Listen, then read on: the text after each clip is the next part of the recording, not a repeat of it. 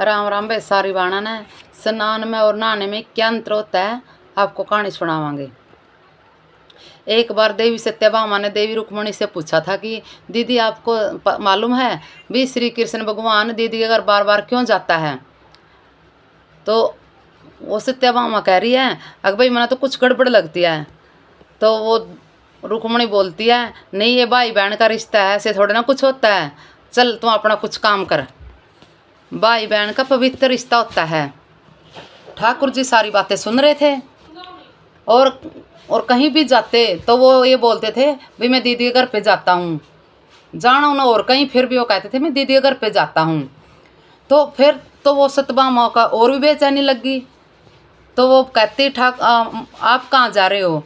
तो कृष्ण जी कहते थे मैं दीदी के घर पे जाता हूँ। उसको और बेचैनी लग जाती थी। वो कहती फिर रुक्मणी को दीदी मैं बोलती थी ना अकवे वहीं जाते हैं बार बार, तो वे क्यों जाते हैं बार बार। फिर श्री कृष्ण भगवान ने कहा सत्यभामा को और रुक्मणी को अक तुम भी मेरे साथ चलोगी। तो सत्यभामा ने कहा हाँ दीदी आप भी चलेंगे, बड़ी मुश्किल था ये मौका मिला अपना वहाँ जाने का, और द्रौपदी को तो ऐसा मजा चखावांगे अकवा जिंदगी भर याद रखेगी। तो भाई अपना फिर द्रौपदी के घर पहुँच गए। द्रौपदी के घर दोनों कृष्ण भगवान और सत्यभामा और रुक्मणी पहुँच गई। तो जिस टाइम घर पे गए श्री कृष्ण भगवान द्रौपदी से बोला बहन आप क्या कर रही हो। उस टाइम द्रौपदी बाड़ा में मतलब कंगा मार रही थी।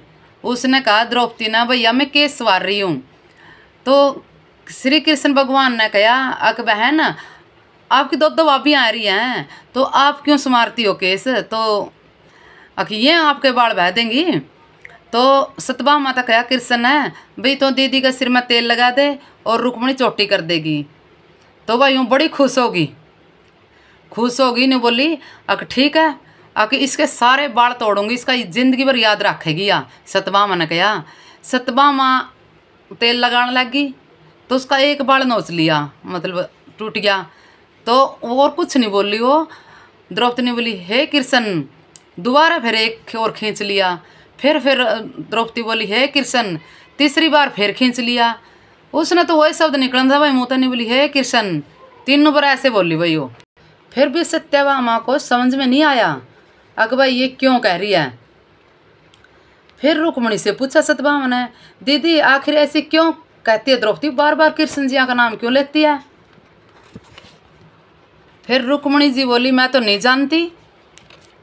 फिर श्री कृष्ण ने पीछे से बोला सत्यभामा को तुम देवी रुक्मणी से पूछ रही थी ना कि मैं दौड़ दौड़ कर इस द्रौपदी के घर पे क्यों आता जाता हूँ, क्योंकि पूरे भूमंडल पर पूरी पृथ्वी पर कोई संत और साधु, कोई सन्यासी, कोई तपस्वी, कोई साधक, कोई उपासक ऐसा नहीं हुआ जिसने एक दिन में 3.5 करोड़ बार मेरा नाम लिया हो। और द्रौपदी केवल ऐसी है जो एक दिन में 3.5 करोड़ बार मेरा नाम लेती है, प्रतिदिन स्नान करती है, हर रोम में कृष्ण नजर आता है और इसलिए मैं रोज इसके पास आता हूँ। इसे कहते हैं स्नान, जो देवी द्रौपदी प्रतिदिन किया करती है। हम जो रोज साबुन शैम्पू और तेल लगाकर अपने तन को स्वस्थ करते हैं ना, उसे तो बस नहाना कहते हैं।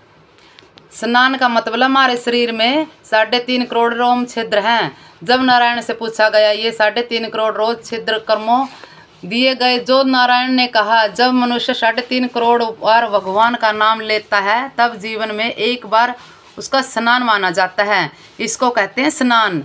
जय श्री राधे राधे।